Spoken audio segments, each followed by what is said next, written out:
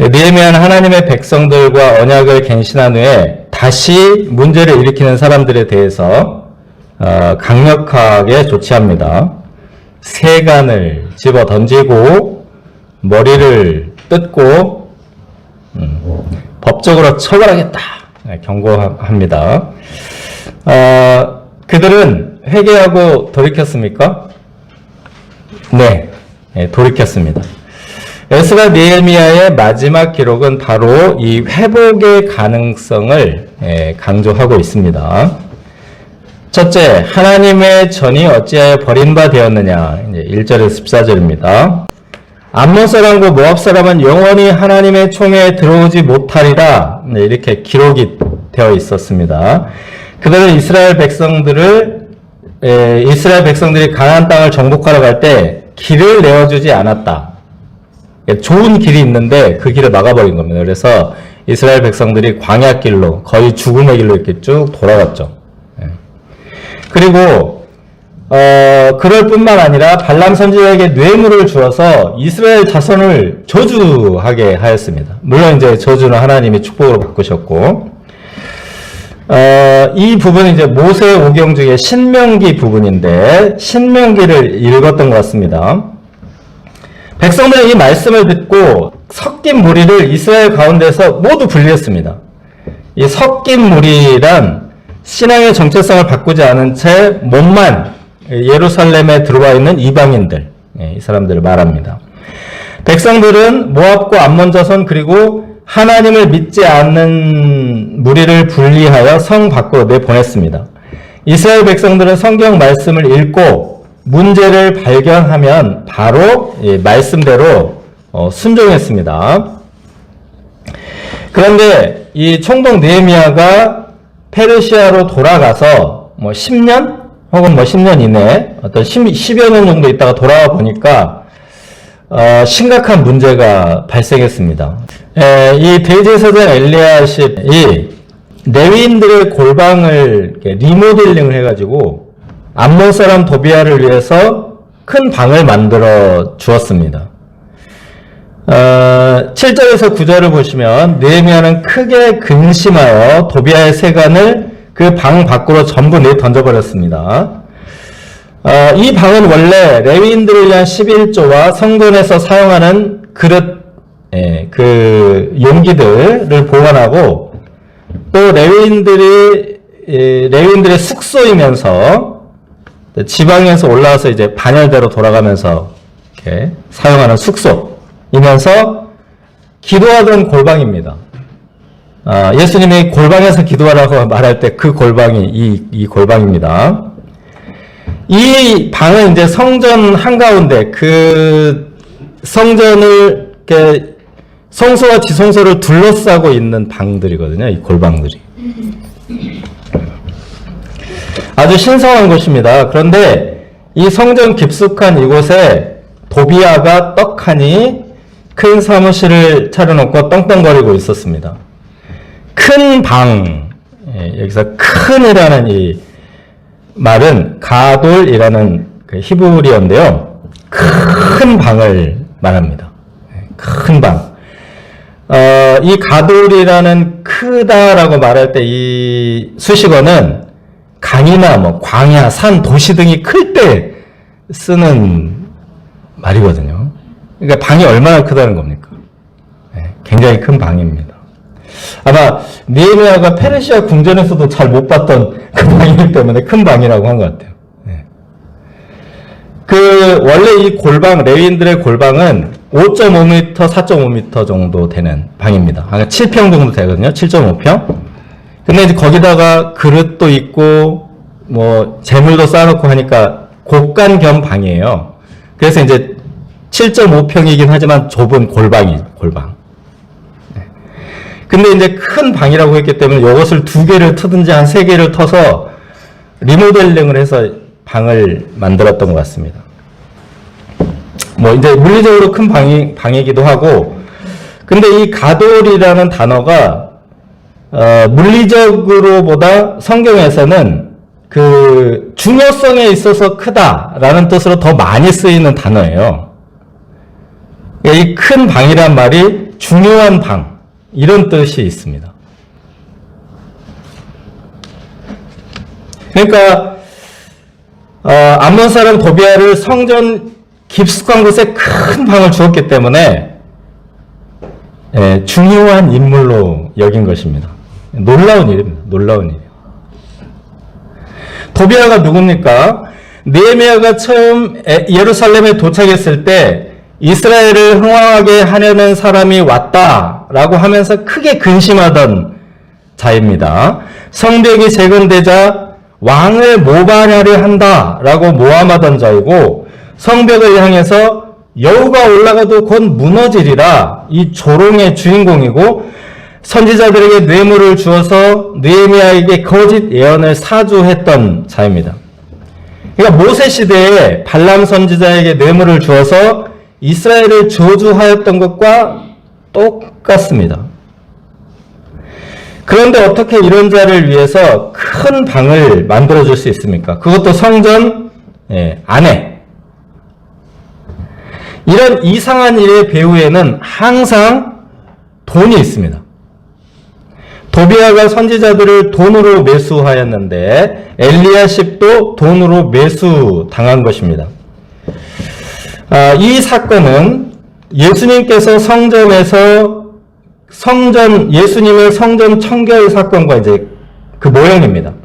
성전에서 거래되는 소와 양과 장사꾼들을 내어 쫓은 사건인데, 이 사건과 같은 사건입니다. 이 암몬 지역이 목초지라서 소와 양을 주로 기르는데요. 암몬 사람 도비아가 성전에서 제물로 쓰일 소와 양을 독점 공급을 한 겁니다. 그러면서 대제사장 엘리야십에게 거액의 뒷돈을 주었습니다. 엘리야십에게 도비아는 중요한 사람이기 때문에 큰 방을 사무실로 내준 것이죠. 정말 큰 문제는 성전 일꾼인 레위인들이 생활비를 받지 못해서 그야말로 살기 위해서 자기 밭으로 도망가고 없었습니다. 에스라 느헤미야에서는 레위인들의 역할을 성전 재건의 가장 핵심 요소로 봅니다. 레위인들이 없는 성전은 성전이 아니다, 이렇게까지 볼 수 있습니다. 그런데 하필 레위인들이 늘 부족했는데 도비아를 위해서 큰 방을 만든다고 레위인들을 푸대접을 한 겁니다. 레위인들을 버리는 것은 성전을 포기하는 것과 다름없습니다. 느헤미야는 모든 민장들을 꾸짖었습니다. 하나님의 전이 어찌하여 버림바 되었느냐? 그리고 레위인들을 다시 불러 모아서 제자리에 세우고 백성들은 11조로 곳간을 다시 채웠습니다. 그리고 이제 충직한 자로 인정된 사람들, 여러 사람을 창구직위로 삼았습니다. 그리고 레위인들에게 이제 생활비를 분배하게 했습니다. 여기서 충직한 자, 여기서 충직, 이 말은 아멘이라는 말입니다. 암만이라는 단어입니다. 하나님의 말씀대로 일하는 사람, 믿을 만한 사람들입니다. 충직한 자들은 레위인들의 생존을 보장하여 도망가지 않게 할 것입니다. 느헤미야가 이 일을 하고 기도합니다. 내 하나님이여, 나를 기억하옵소서. 내가 행한 선한 일을 도말하지 마옵소서. 이 도말이란 말은 이제 요즘 잘 안 쓰는 말인데, 씻어내다 라는 말입니다. 씻어내다, 지우다, 제거하다, 이런 말입니다. 암몬 사람 도비아의 세간을 내어 던지고 레위인들의 골방을 돌려준 이 사건을 기록에 남겨달라, 없어져 버리게 하지 말라, 이제 그런 얘기입니다. 이 도비아에게 큰 방을 내어준 악행은 대제사장이 주도하였고 백성의 지도자들이 방관하였기 때문에 반복될 수 있는 비극입니다. 느헤미야는 혹시 그런 일이 발생해도 이 일을 기록으로 남겨서 회복될 수 있도록 다시 세간을 집어던질 수 있도록 기록을 남긴 것입니다. 둘째, 내 하나님이여 나를 아끼시옵소서. 15절 31절입니다. 느헤미야는 안식일이 지켜지지 않는 것도 발견하고 이제 이것도 개선합니다. 15절, 16절을 같이 보시면 유다인들이 이제 안식일에 술틀을 받고 곡식단에 나귀를 실어서 운반하면서 이제 예루살렘에 와서 장사를 했습니다. 그리고 두로 사람, 이 사람들, 두로는 이방인들이죠. 이방인들. 이 두로 사람들도 물고기, 그리고 각양 진귀한 물건들을 가져다가 안식일에 예루살렘에 이제 장사하러 왔습니다. 근데 이제 이 안식일 문제를 거론하기 전에 우리가 생각해야 할 것이 있습니다. 예루살렘이 엄청나게 번성했다는 사실입니다. 이전에는 황폐하여 수치를 당하던 곳이었는데 성벽과 성전이 재건되고 백성의 10분의 1이 들어와 살면서 장사꾼들이 밀려들 정도로 번성하고 흥왕하게 되었습니다. 하나님께서 축복하신 것입니다. 그런데 조금 축복을 받게 되면서 안식일을 지키겠다는 약속을 완전히 잊어버린 것 같습니다. 하나님은 약속을 지키시는데 백성들은 약속한 것을 금방 잊어버립니다. 18절에서 21절을 보시면 느헤미야는 안식일을 지키지 않았다가 재앙을 당했던 역사를 기억하면서 안식일에는 성문을 아예 닫아버렸습니다. 장사꾼들도 기세에 밀리지 않고 성문 밖에서 잠을 자면서 안식일이 땡 하고 치기만을 기다린 것이 성문 밖에서 이렇게 잠을 자면서 장사하려고. 안식일이 땡 치면 문을 열 거니까 막 가서 먼저 많이 팔려고. 이런 게 안식일을 지키는 겁니까? 안식일은 생업을 완전히 내려놓고 하나님을 예배하고 율법을 묵상하고 성도들을 초청해서 밥도 먹고 이렇게 교제하는 날입니다. 이처럼 진정한 안식일 준수는 이제 이 사람들은 관심이 없습니다. 이 사람들은 안식일 종만 치면 내가 장사해서 돈을 벌어야겠다 이런 생각을 하고 있기 때문에 느헤미야가 아주 분노했습니다. 그래서 21절 보시면 느헤미야가 이제 성 밖에서 자는 사람들, 안식일 종치기만 기다린 사람들을 사법 처리하겠다고 경고를 했습니다. 쫓아버렸습니다. 느헤미야는 하나님께서 나를 아껴달라, 나를 보호해달라고 기도하고 있습니다. 강력한 신앙 개혁을 하면서 위협을 느꼈음을 알 수 있습니다. 이 성벽 재건을 할 때도 사방의 적으로부터 각가지 방식으로 위협을 받았죠. 근데 이제 이방인 상인들이 예루살렘에 자유롭게 왕래하게 되었고 막 이렇게 섞였어. 상인들이 막 들락달락. 네. 그리고 느헤미야를 해치고자 했던 암몬 사람 도비아가 성전의 중심까지 막 침투를 했죠. 이 사람들이 무슨 짓을 할지 이제 모르는 겁니다.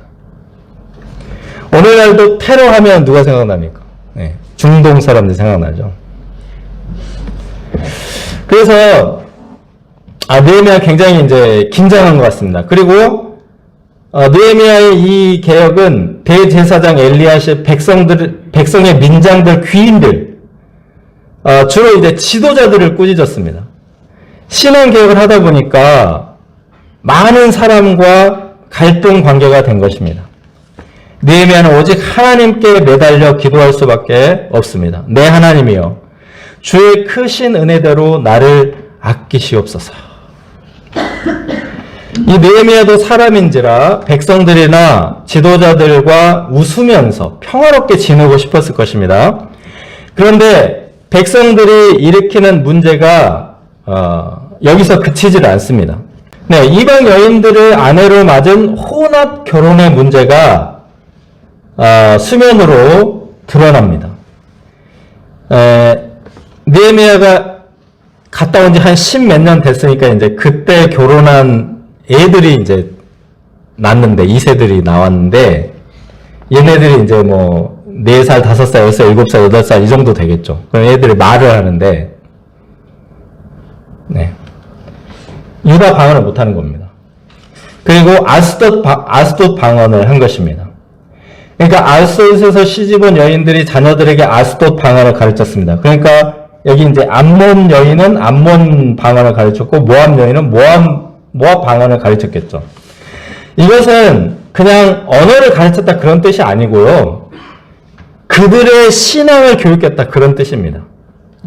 사실 그때는 다 똑같이 아람어를 썼기 때문에 전부 언어가 똑같아요. 근데 이제 어디 방언이 왜 다르냐면 그들의 문화와 종교 때문에 단어가 다른 겁니다. 단어가. 그래서 서로 잘 안 통하는 거예요. 단어가 달라서. 이것은 뭐 유다 말을 한다, 그러니까 모국어를 한다 못한다 그런 문제가 아닙니다. 유다 방언을 하지 못하기 때문에 성경 교육, 신앙 교육을 할 수가 없었습니다. 고대에는 이제 학교라는 게 우리가 공교육, 이 학교라는 게 생긴 지가 역사상 얼마 되지 않습니다. 그래서 옛날에는 어머니가 신앙, 문화, 역사 다 가르쳤습니다. 그래서 어머니가 가정교사이면서 성경 선생입니다. 신앙의 선생님이에요. 그래서 신약 성경에도 보면은 디모데가 외할머니 로이스와 어머니 유니게에게 성경을 배웠다. 그 여성들이 자기의 선생님인 겁니다. 느헤미야는 그 중에 몇 사람을 때리고 머리털을 뽑았습니다. 이제 사법 처리를 한 거죠. 머리털을 뽑았다. 이 말이 히브리어로 마라트인데 매끄럽게 하다, 윤이 나다라는 뜻입니다. 머리털을 대충 뽑은 게 아니고 어떻게 했다고요? 전부 뽑아버렸다는 거예요. 옛날에 우리가 장발하고 다니면 바리깡으로 밀어버렸거든요. 고속도로라고 해가지고 검색해 보시면 나옵니다. 여기를 이렇게 밀어버렸어요. 장발 못하게 하고 다니라고. 군사정권 때. 그러니까 머리를 만지는 건 굉장한 그 수치를 주는 거고 형벌인데 이때도 그런 형벌이 있었던 것 같아요. 근데 매끄럽게 했다고 했으니까 다 뽑아버린 것 같아요. 굉장히 아프기도 하고 하여튼 수치스러운 것입니다. 26절, 27절을 보시면 하나님의 사랑을 입은 솔로몬 왕이 이방 여인 때문에 범죄하고 타락했다라는 사실을 거론하면서 이런 그 강력한 형벌을 주었고 또 보시면 저주했다고 되어 있습니다. 저주했다. 28절을 보시면 대제사장 엘리야십의 손자 하나가 그 산발랏, 이 사람도 이제 대적이죠. 산발랏의 딸과 혼합 결혼을 한 것을 적발했는데 이 손자는 추방시켜 버렸습니다. 29절을 보시면 제사장의 직분을 더럽힌 그들을 기억해달라라고 하나님께 기도합니다. 느헤미야의 신앙개혁의 결과가 어떻게 되었습니까? 네, 제사장과 레위인들이 반열의 차례대로 각각 자기 일을 하게 되었다. 이것을 회복으로 보고 있습니다. 성전이 그냥 제대로 돌아갔다 이겁니다. 이제 제사장들의 경우에는 제사를 드렸을 것이고 레위인들의 경우에는 기도 그리고 율법 연구, 율법을 가르치는 그런 일을 했을 것입니다. 이 개혁의 방향은 성전 기능의 정상화입니다. 특별히 레위인들을 보호하는 데 힘을 많이 기울입니다. 에스라의 경우에도 예루살렘에 돌아온 후 13년간 레위인 율법 교사 양성에 모든 것을 쏟아부었습니다. 그리고 이제 13년 후에 부흥이 일어났죠. 또 이 이제 성경 가르치는 레위인뿐만 아니라 노래하는 레위인, 이 찬양하는 레위인들도 굉장히 그 대우를 하고 양성을 했습니다. 제가 소성 탄성 그래프를 좀 보여드리려고 했어요. 그 쇳덩어리를 이렇게 당기는 실험이 소성 탄성 실험이라고 기계과에서 이제 실습도 하고 그러는데 요만한 쇳덩이를 가지고 당기는 실험을 합니다. 근데 이제 탄성 영역까지만 담기면 요게 늘어났다가 제자리로 돌아가요. 우리가 볼 수 있어요. 그 기계로 이렇게 엄청난 힘센 기계로 이 쇳덩이를 당기거든요. 근데 늘어났다가 다시 돌아가요. 굉장히 신기한 거죠. 늘어났다가 다시 돌아갈 수 있는 이 회복 가능한 구간을 탄성 구간이라고 합니다. 탄성 구간까지만 늘어나면 문제가 없어요. 제자리로 돌아가니까. 근데 이걸 너무 늘어뜨리면 어떻게 됩니까? 쑥 늘어나면서 다시 안 돌아갑니다. 제자리로 안 돌아가요. 거기부터를 소성 구간이라고 하거든요. 소성 구간. 소속 영역. 그래서 거기서는 이제 그다음부터는 이것을 잡아서 느리기가 쉬워요. 그 탄성 구간에서 느리기가 굉장히 어렵거든요. 막 엄청난 세기로 잡아당겨도 다시 돌아가고. 근데 소속 영역을 딱 넘어오면 쑥 한번 늘어나기 시작하잖아요? 그러면 쭉 늘어나면서 금방 파괴가 돼요. 네, 그 실험을 이제 우리가 실험실에서 해봅니다. 이 새의 이제 강도를 측정하는 거 해보는 거예요. 근데 그게 딱 떨어질 때, 땅! 하면서 폭발하는 소리가 나요. 폭발하는 소리. 그래서 그 막, 혈기왕성한 젊은 청년들이 그 딱 떨어질 때 다 깜짝 놀라요. 간 떨어질 뻔했다. 네. 그러니까, 탄성 구간까지만 늘어나서 다시 돌아가면 이게 안전한 겁니다. 오늘 이제 이 개혁이 가능하다 그 얘기를 하려고 합니다. 개혁이 가능하다. 느헤미야가 와서 분명 문제가 있었습니다. 분명 문제가 있었는데 느헤미야가 와서 다시 말씀대로 개혁을 할 때 다시 돌아왔습니다. 네, 돌아왔어요. 회복이 불가능해 회복했습니다.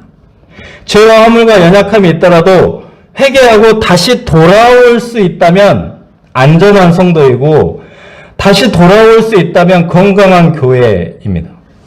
네, 축복도 회복되고 번성할 소망이 있다는 것입니다. 에스라 느헤미야 마지막 13장은 이렇게 마치고 있습니다. 다시 돌아올 수 있는 상태가 되었다. 여러분 우리가 믿는 이 교회 형태를 개신교라고 하죠. 근데 기독교라고 하는데 구체적으로는 개신교라고 하잖아요. 개신교, 그죠? 개신교라는 말은 개가 이제 고칠 개입니다. 신이 뭐죠? 새로울 신. 이 개신교라는 말은 굉장히 중요한 의미가 있어요. 우리는 항상 고쳐서 새롭게 되는 교회예요. 항상 고쳐서 새롭게 되는 교회. 계속해서 개혁하는 교회입니다.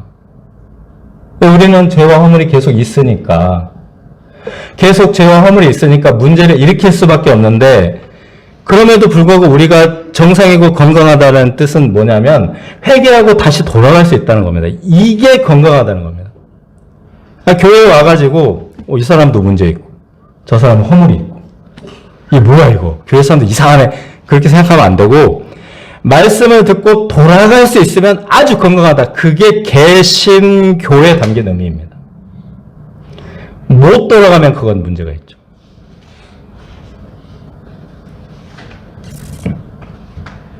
우리가 진정한 개신교인들로 살아갈 수 있기를 기도합니다. 이렇게 에스라 느헤미야를 마쳤습니다. 예루살렘 재건을 위한 두 사람의 헌신과 활약을 이제 쫙 보여주고 있습니다. 이 에스라 느헤미야는 바벨론 포로로 자란 포로 3세대 4세대이고 페르시아 왕궁 고위직으로 성공한 사람들입니다. 그러니까 이 아이들은 예루살렘하고 아무 상관없는 사람들. 나라가 해준 게 없어. 나라가 해준 게 없어요. 자수성가한 사람들입니다. 그런데 자신의 안정되고 영화로운 삶을 내려놓고 자기 평생 본 적도 없는 신앙 재건, 예루살렘 재건에 헌신합니다. 중요한 것은 이들이 이 모든 일을 기도로 시작하고 기도로 마쳤다는 것입니다. 에스라와 느헤미야는 약간 특성이 다른데 에스라는 사제고 느헤미야는 평신도죠. 약간 이제 특성이 다른데 공통점은 뭡니까? 두 사람이 기도의 사람이라는 겁니다. 자신의 능력이나 재력으로 한 일이 아니라 하나님께 받은 축복으로 감당한 일이다. 이런 의미입니다. 내 하나님이여 나를 기억하사 복을 주옵소서. 우리가 이 시대에도 에스라, 느헤미야와 같은 다음 세대 지도자들을 세워주시도록 기도해야 하겠습니다.